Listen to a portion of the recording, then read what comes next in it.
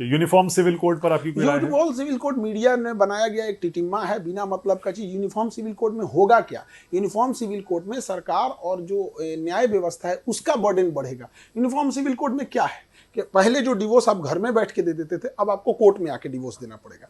पहले एक आदमी 3-4 विवाह कर लेता था। भारत में ये प्रचलन वैसे ही धीरे धीरे समाप्ति के गौर पे था। एक गांव में शायद 1-2 आदमी मिलेगा जो एक शादी करने वाले का तो यहाँ संभल नहीं रहा है, बेचारा ड्राम में पैक हो रहा है कि पहाड़ पे से फेंका रहा है। तो यहाँ कौन 2 शादी कर रहा है यहाँ पे? तो भारत में जो पॉलीगेमी है ऑलरेडी अपने पतन के रास्ते पर है।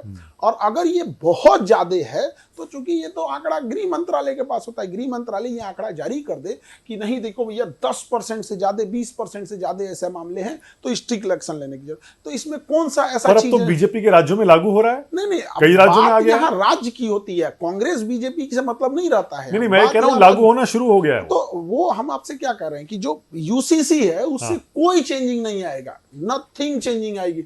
आप उस चीज को आप ये कह रहे हैं कि मैं एक कानून लाऊंगा जो सबको पोलियो पिलाया जाएगा। भैया पोलियो खत्म है इंडिया से, पोलियो को कंटिन्यू रखना है। बात वही है कि आप पोलियो ड्रॉप के लिए संविधान में एक संशोधन लेके चले, यानी ट्रिपल तलाक की कोई जरूरत नहीं थी। नहीं, यूसीसी डिफरेंस, ट्रिपल तलाक डिफरेंस। सर आप प्लीज इसको मत मिलाइए। ट्रिपल तलाक शुरुआत वहीं से हुई थी, तो दोनों डिफरेंट चीज है। ट्रिपल तलाक महिलाओं के लिए जो इंस्टेंट ट्रिपल तलाक था, महिलाओं के लिए थोड़ा भी उचित नहीं था। इवन इस्लाम में भी देखिएगा इंस्टेंट ट्रिपल तलाक को बहुत तरजीह नहीं दिया गया और बहुत सारे कठोर नियम होते हैं वहां पर। लेकिन आप बोले हैं यूसीसी पे, तो यूसीसी से कोई चेंजिंग नहीं आएगा। अब देखिए जैसे किसी को एक शादी करनी है, क्या गलत है? डिवोर्स देना है, कोर्ट में आके डिवोर्स देना पड़ेगा।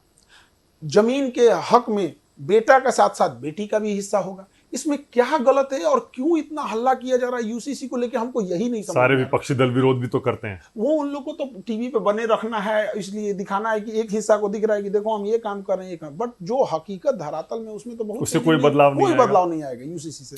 यूसीसी से बदलाव न्यायपालिका के वर्किंग पे आएगा।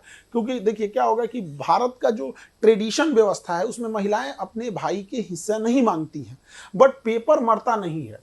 अगर किसी लड़की की शादी हुई और वो हिस्सा नहीं मांगी, वो 50 साल बाद भी क्लेम कर सकती है। तो ये हमारा अब यूसीसी आने के बाद समाज में टसल होगा कि कानूनी हक या पारंपरिक हक।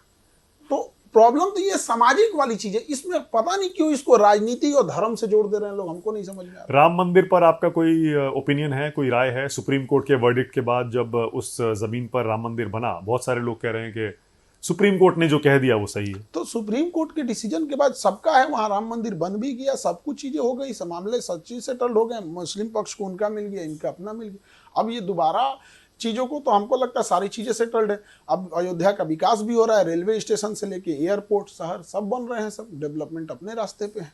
ओके, ये तो चीजें एकदम सेटल्ड है। ओके।